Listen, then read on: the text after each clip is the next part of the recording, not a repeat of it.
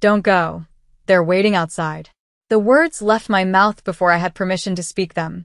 My hand, rough from years of polishing silver and wringing out sanitizer-soaked cloths, clamped around the sleeve of a cashmere coat that cost more than my entire year's rent. The fabric was soft, impossibly soft, but the muscle underneath it turned to stone the instant I made contact. Junho stopped. He didn't flinch. He didn't look at my hand on his arm, and he didn't look at the heavy oak door he had been about to push open. He just went still, a terrifying kind of stillness that made the air in the restaurant vestibule drop 10 degrees. He slowly turned his head, his dark eyes sliding from the rainy street outside to my face. There was no gratitude in that look. There was only calculation. He was assessing if I was a threat, a distraction, or a lunatic. "Excuse me," his voice was low, a smooth baritone that barely carried over the hum of the wine fridges, yet it felt heavy enough to crush me. "The black SUV," I whispered, dropping my hand from his arm as if I'd touched a hot stove. I stepped back, hugging my leather order pad against my chest like armor. 3 spots down from the valet stand. Engine is running, but the lights are off. They've been circling the block for 20 minutes, and they stopped exactly when you stood up to pay the bill. Junho stared at me. For a second, I thought he was going to ignore me and walk out into the rain anyway. The dining room was empty, save for the sous chef packing up in the back and the low glow of the chandeliers dimmed for the night. It was 2 a.m. on a Tuesday. Nobody came to La Toile at this hour unless they were running from something or looking for something. Junho had come for espresso, double shot. He had sat at table 4, back to the velvet wall, eyes on the door. He was a professional. But even professionals miss things when they're looking at the obvious threats and ignoring the background noise. I was the background noise. I was just the server. "Show me," he said. It wasn't a request. He moved to the side of the floor-to-ceiling window, pressing his back against the velvet curtain so he wouldn't be visible from the street. I moved next to him, my heart hammering against my ribs like a trapped bird. I pointed through the condensation on the glass, careful not to touch the pane. "See the exhaust?" I murmured. "It's cold tonight. The vapor is rhythmic. Someone is feathering the gas to keep the heater on, but they don't want the brake lights to flare. There are 2 men in the front, 1 in the back. The one in the passenger seat hasn't looked at his phone once. He's just watching the door." Juno watched. He didn't blink. For 10 seconds, he just studied the shadow of the vehicle down the street. Then he saw it. The passenger door cracked open an inch, just enough to facilitate a quick exit, but not enough to trigger the interior dome light. He pulled back from the window, his expression shifting from annoyance to a sharp, predatory focus. He looked at me differently now. The dismissal was gone, replaced by a cold, sharp intensity. "Lock the door," he commanded. "I can't just..." "Lock the door, Maya." He knew my name. He had read the brass pin on my vest probably hours ago. "If I walk out there, I die. If they come in here, we both die. Lock it." I didn't argue. I flipped the heavy deadbolt and killed the foyer lights. The metallic click echoed like a gunshot in the silent room. Outside, the rain picked up, hammering against the glass, blurring the world into streaks of streetlights and black asphalt. We were trapped. Junho moved with a fluidity that shouldn't have been possible for a man in a suit that tailored. He didn't run, he glided. He swept past the maitre d', stand, and headed straight for the kitchen, motioning for me to follow.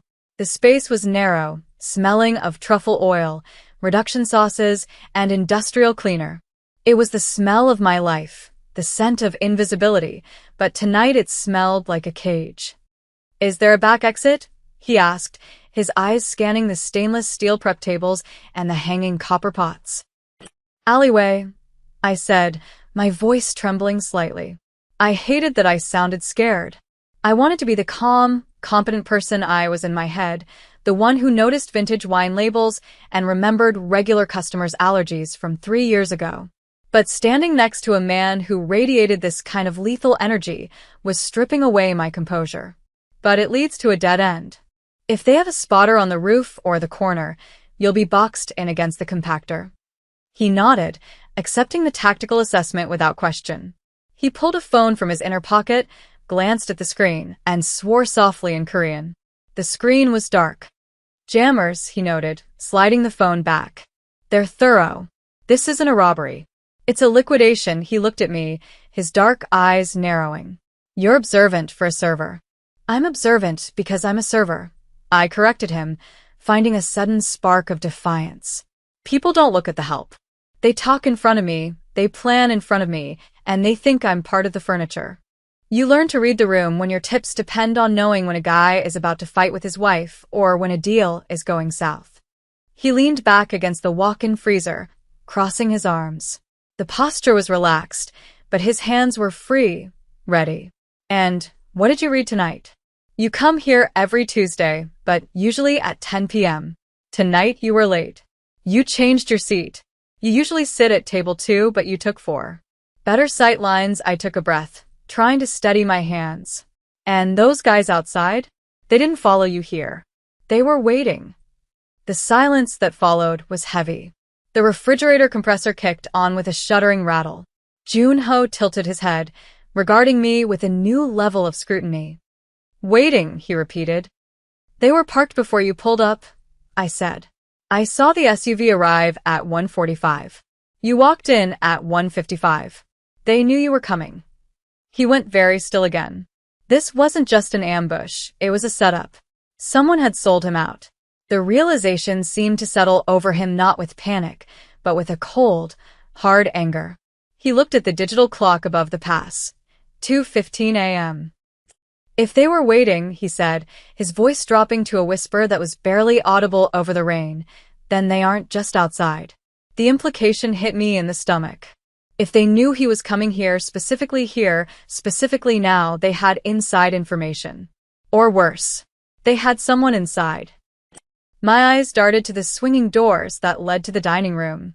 The sous chef, old man Miller, had left 20 minutes ago for a smoke break and hadn't come back. I hadn't thought anything of it. Miller was lazy and disappeared all the time. But now, the silence from the back alley door felt screamingly loud. Miller, I breathed. The chef. He left. Out the back. He left the back door unlocked. Junho pushed off the freezer. In his hand, a gun appeared. I hadn't seen him draw it. It was sleek, black, and terrifyingly real.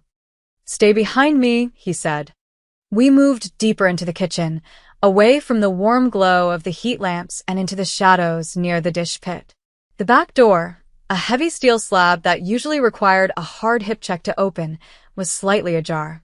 A sliver of wet, dark night air was leaking in, curling the steam rising from the dishwasher.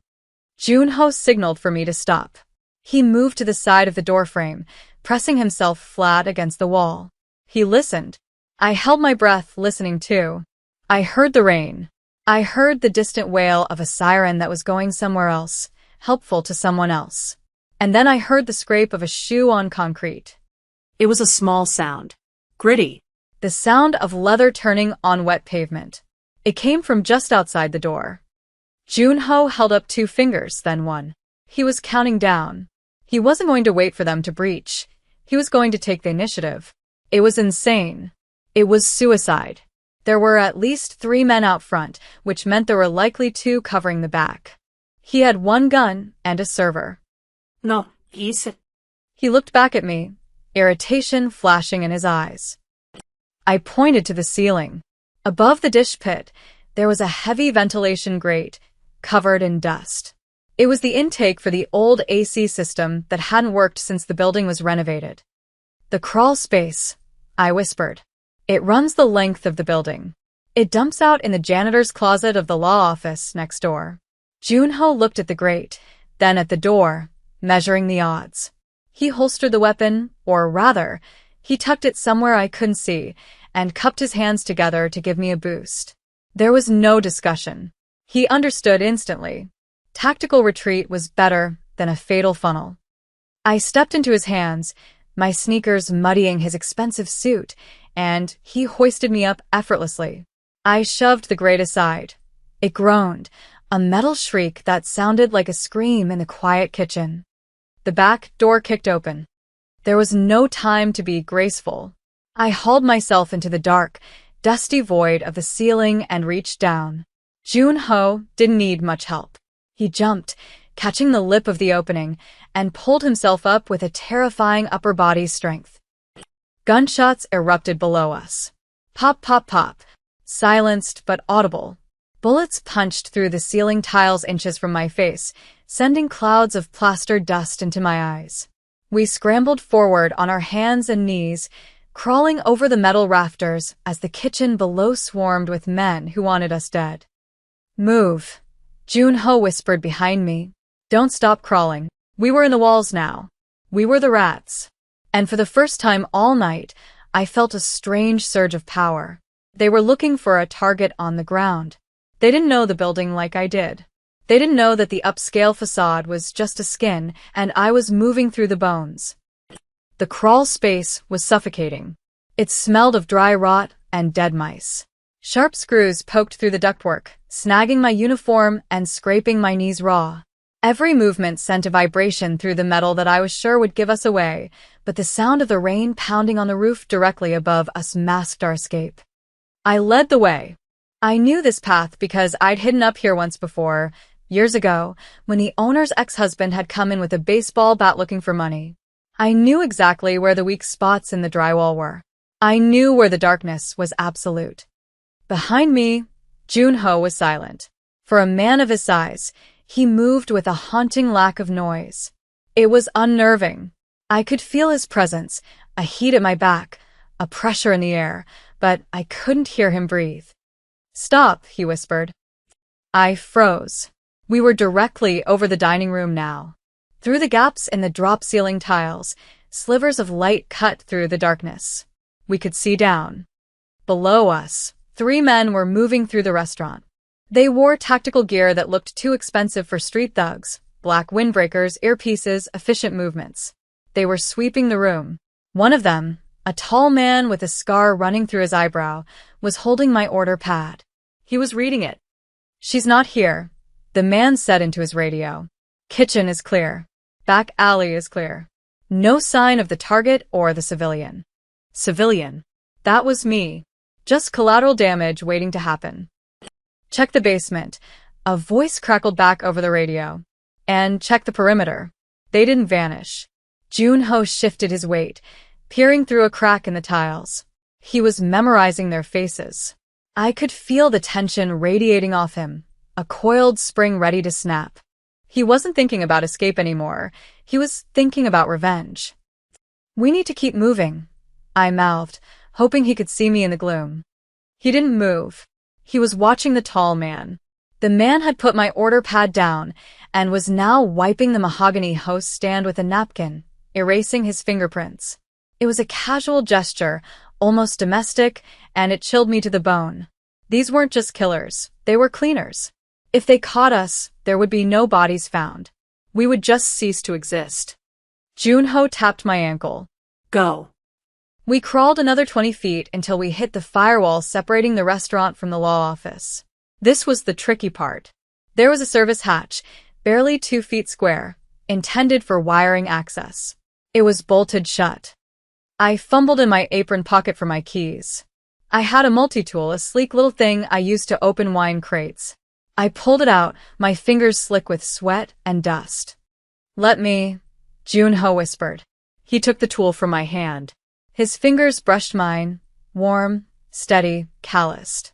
In the dark, the contact felt electric.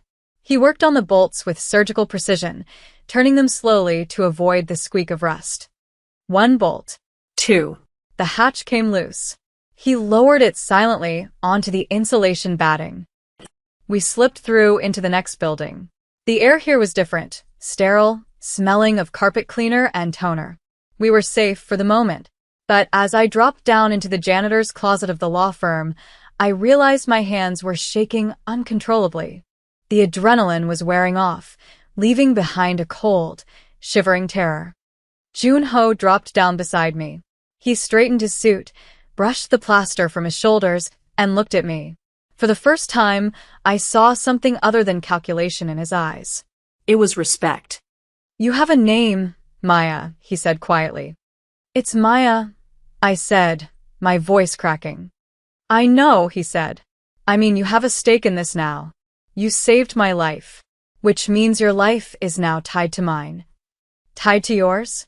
I let out a short, hysterical laugh. I leaned back against the shelves of paper towels, trying to find my breath.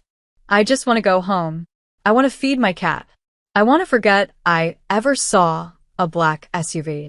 You can't, Junho said. He didn't say it cruelly. He said it like a fact, like gravity. They saw you. They have your pad. They know who you are. If you go home, they will be waiting. The reality of it crashed down on me. My apartment. My routine. My invisible, safe little life. It was gone. Burned to the ground the moment I tapped on his arm. So, what do we do? I asked, looking up at him. We survived the night, he said. And then I find out who sold me out. He moved to the door of the closet and cracked it open. The law office was dark, illuminated only by the streetlights outside. But first, we need to get out of this block. The perimeter is tight. They'll be watching the street. The linen van, I said. The idea came to me in a flash of memory. Junho looked back at me. What? The linen service for the restaurant. They pick up the tablecloths at 3 a.m. They park in the loading zone behind this building because the restaurant's alley is too narrow for their truck. They have a key to the service corridor. I checked my cheap digital watch. 2:48 a.m. 12 minutes, I said. Can you drive a truck? Junho asked. No, I said. But I can hide in a laundry cart. And I know the driver. His name is Stan. He wears headphones and never checks the back. Junho actually smiled then. It was a terrifying expression, sharp and wolfish, but it made him look human. Stan, he said, testing the name. Stan is going to be our best friend. We moved into the hallway of the law firm. We had 12 minutes to get to the loading dock, bypass the alarm system, and position ourselves before the truck arrived. And we had to do it while an assassination squad hunted for us next door. Stay close, Junho said. I didn't need the instruction. I was already moving, scanning the floor for motion sensors, checking the corners for shadows. I wasn't just a server anymore. I was a player in a game I didn't understand, and the only way to win was to keep playing. We reached the back corridor. Through the glass of the emergency exit, I could see the rain lashing the pavement. And there, parked across the street, was another black car. Not an SUV this time. A sedan. Watching the loading dock. Dam, Junho said. They covered the secondary exits. They don't know about the truck, I insisted. They're looking for people running. They aren't looking for dirty tablecloths. It's a risk. Staying here is a death sentence. He looked at me, then at the car outside. He nodded. Okay, we do it your way. He took off his ruined cashmere coat and wrapped it around my shoulders. It was heavy and smelled of rain and expensive cologne. Cover your uniform, he said. You're too bright in the dark. It was a small gesture, but it felt momentous. He was shielding me. I pulled the coat tight, drowning in the fabric. I felt ridiculous and terrified, and strangely, completely alive. Let's go, I whispered. And we stepped out into the dark. The interior of the laundry truck smelled of industrial detergent and damp cotton, a thick, chemical scent that coated the back of my throat. We were wedged between two canvas carts overflowing with stained white tablecloths, the metal frame of the truck rattling violently with every pothole Stan hit. I was shivering, not from cold, but from the aftershock of adrenaline leaving my system. The darkness was absolute, save for the occasional slash of amber light from a street lamp passing through the cracks in the rear doors. Junho sat across from me, his legs extended in the cramped space, his expensive suit ruined by the grime of the crawl space and the rain. He wasn't looking at the door, he was looking at me. Even in the dim, strobing light, I could feel the weight of his attention. It wasn't the assessing stare of the predator anymore. It was something heavier, something that made the air between us feel charged and thin. You're shaking, he said. His voice was a low rumble against the noise of the engine.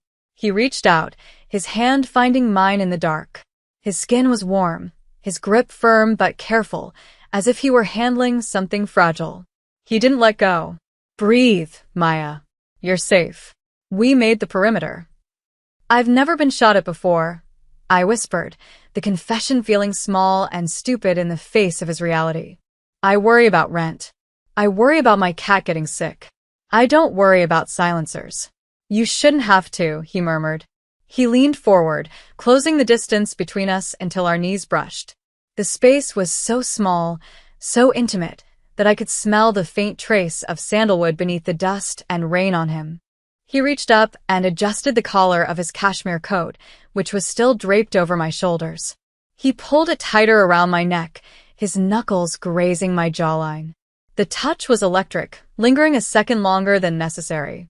You saved me tonight. That wasn't just luck. You have an instinct for this. Most people freeze. You moved. I just didn't want to die, I said, looking down at his hand, which was still resting on the lapel of the coat near my throat. No, he corrected softly. You didn't want me to die. You could have stayed behind the maitre d' stand. They wouldn't have touched you if you hadn't warned me. You chose to intervene. His thumb brushed my cheekbone, wiping away a smear of drywall dust.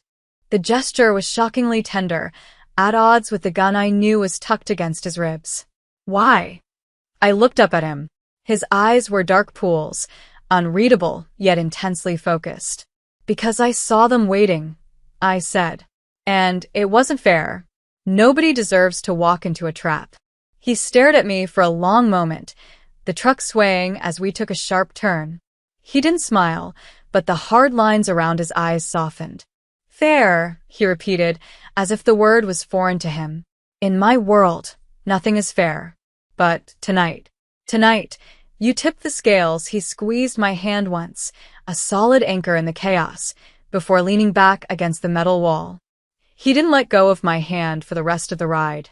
We sat in the dark, fingers interlaced, bound together by the silence and the secrets we were fleeing from. The truck eventually slowed, lurching to a halt in a district I recognized by the sound of the pavement changing from asphalt to cobblestone, the old warehouse district near the docks.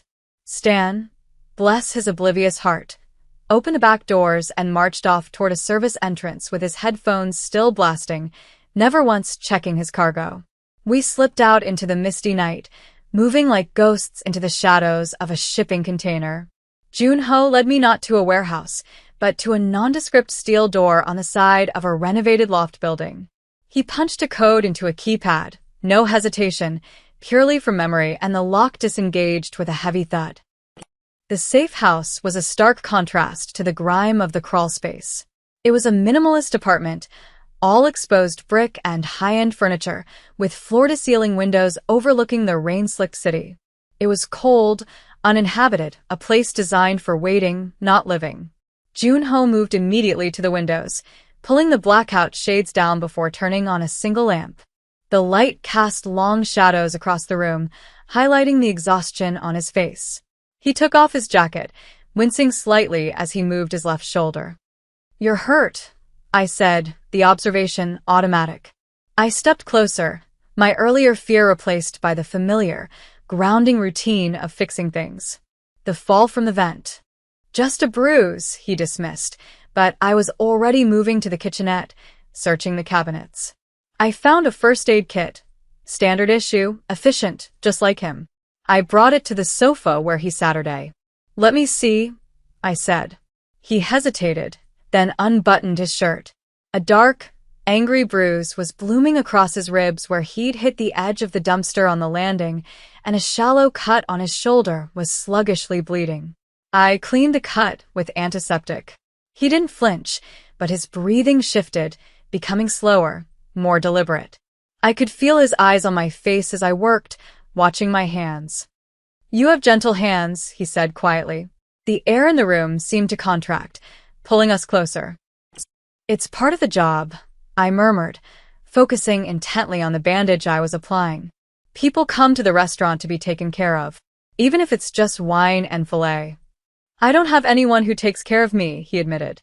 The vulnerability in his voice was so slight, so carefully controlled, that it hit me harder than a shout. He reached out and caught my wrist, stopping my hand. "Maya." I looked up. We were inches apart. The danger of the night was still outside, pressing against the glass, but in here, it was just the hum of the refrigerator and the heat radiating off him. He looked at me not as a tactical asset, but as a woman who had seen him weak and hadn't looked away. "Who knew you were coming to the restaurant tonight?" I asked, my voice barely above a whisper, breaking the spell but deepening the intimacy. I needed to solve this. For him. His thumb traced the pulse point on my inner wrist. Only my lieutenant. And the driver. The driver was waiting outside. I said, my mind racing back to the pattern I'd seen through the window. But the signal, remember the passenger door? It cracked open. That wasn't an exit. That was a signal. I pulled my hand back gently to grab a piece of paper from the coffee table. I needed to draw it out. The SUV arrived at 1:45. You arrived at 1:55. But the streetlights on 24th Street are on a timer. They flicker at 2 a.m. exactly. The passenger door opened at 2 a.m. It wasn't a signal to the men in the car. It was a signal to someone watching from the apartment complex across the street. Jun-ho sat up straighter, the pain forgotten. The predator was back, but this time, I was his partner, not his prey. "The apartment complex," he murmured. "My lieutenant owns a unit there. He uses it for storage." He wasn't storing anything, I said, the pieces clicking into place with terrifying clarity. He was watching to make sure you went in. The ambush wasn't the men in the car. They were the distraction. The real hit was supposed to happen inside. That's why Miller left the back door open. Your lieutenant paid him off. Jun-ho stood up, pacing the room. The energy coming off him was lethal, but when he looked back at me, there was a fierce pride in his expression. "You saw the lights flicker," he said, shaking his head in disbelief. "You saw the timing." "I notice patterns," I said. "You notice everything," he corrected. He walked back to me, stopping just short of touching me again. "You just gave me the name of the man who tried to kill me." "We have to flush him out," Jun-ho said. He had changed into a fresh shirt from the closet, a black button-down that made him look even more like a shadow come to life. He was checking the magazine of his weapon, the metallic clicks sharp and rhythmic. "He thinks I'm dead. Or trapped in the perimeter. If I go quiet, he'll assume he won. He'll meet with the buyers to finalize the takeover." "He won't meet them at the warehouse," I said, sitting on the edge of the sofa, still wrapped in his coat. It felt like armor now. "He'll meet them somewhere public. Somewhere he feels safe." "Where does he go when he wants to celebrate?" "The Sapphire Lounge," Jun-ho said instantly. "Private rooms in the back. High security." "He'll be there tonight," I said. "He'll want to toast to his promotion before the sun comes up." Jun-ho looked at me. "I'm going there. You're staying here. I'll leave you a phone and cash. When it's over, I'll send someone to take you anywhere you want to go." "No," I said. I stood up. The fear was still there, a cold knot in my stomach, but the thought of being left behind, of not knowing if he survived, was worse. "You can't walk into the Sapphire Lounge. They know your face. They'll have security looking for you. You won't get within 50 feet of the back room." "And you will?"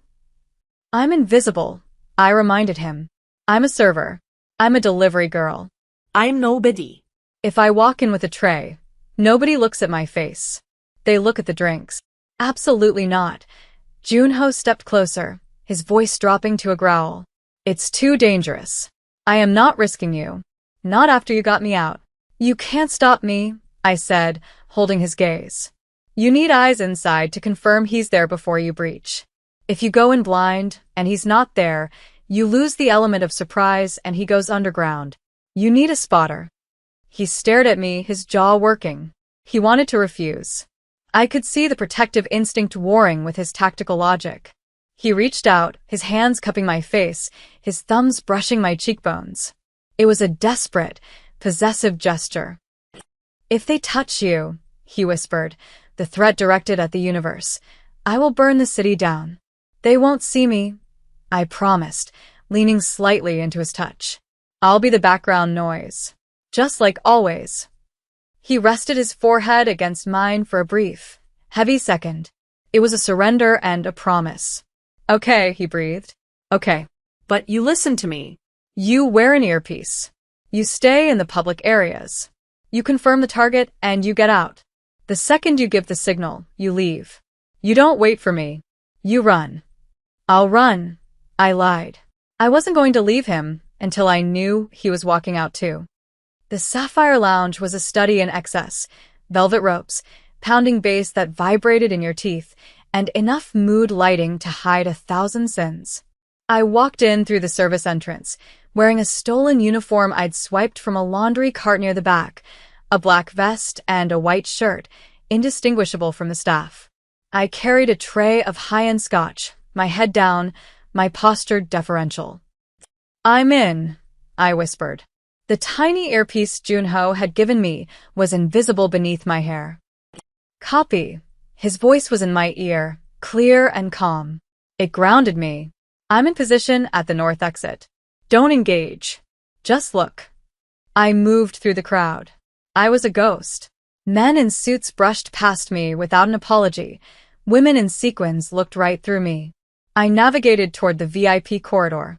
A bouncer stood at the end of the hall, arms crossed, scanning the room. He was looking for threats.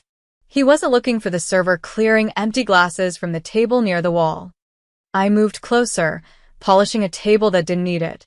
I angled my body so I could see down the hallway. The door to the main private room was open just a crack. I saw a hand gesturing with a cigar. I saw a flash of a gold watch. And then I heard the laugh. It was a loud, braying laugh, the sound of a man who thinks he's untouchable. I recognized the voice. I'd heard it on the phone in the restaurant once, when Junho had taken a call. It was his lieutenant, Min-jae. Visual confirmed, I murmured, wiping a ring of condensation from the table. Room 1. He's celebrating. 3 others with him. 2 guards at the door. "Get out, Maya." Now Junho's voice was sharp. I turned to leave, but the bouncer at the end of the hall shifted. He tapped his earpiece and looked directly at me. He frowned. He didn't recognize me. The staff here was regular. They knew each other. I was the anomaly. He started walking toward me. "I've been made," I whispered, my heart slamming against my ribs. Bouncer approaching. "Drop the tray," Junho commanded. "Create chaos." I didn't hesitate. I pretended to stumble, sending the tray of heavy crystal glasses crashing onto a table of patrons. The sound was explosive, shattering glass, splashing liquor, screams of surprise. The entire section of the club turned to look. The bouncer lunged forward to grab me, but the crowd was in the way now, people jumping up, shoving back. In the confusion, the fire alarm triggered. "Junho."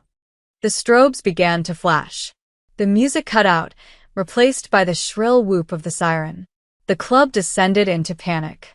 I slipped into the crush of bodies, using the stampede as cover.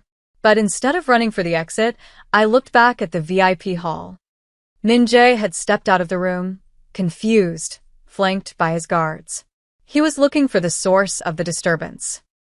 And then, through the smoke and the flashing lights, Junho stepped out of the shadows of the emergency exit behind them. The confrontation was silent and brutal. The strobe lights turned it into a series of frozen images, Junho moving with terrifying efficiency, the guards dropping before they could draw their weapons. Min-jae turned, his eyes widening in shock as he saw the ghost he thought he'd buried. I didn't watch the end. I did what Junho asked. I turned and let the wave of fleeing patrons carry me out into the cool, damp night air. I waited in the alley 2 blocks away, shivering in the rain, hugging myself to keep from falling apart. Every siren made me jump. Every car that passed felt like a threat. 5 minutes passed. Then 10. The doubt began to creep in, cold and insidious. Had he made it? Had I led him into another trap? Then, a shadow detached itself from the wall across the street. Junho walked toward me. He was soaked, his shirt clinging to his chest, and he walked with a slight limp, but he was alive. He stopped in front of me, his chest heaving slightly. There was blood on his knuckles, but his eyes were clear. "It's done," he said. The words were final.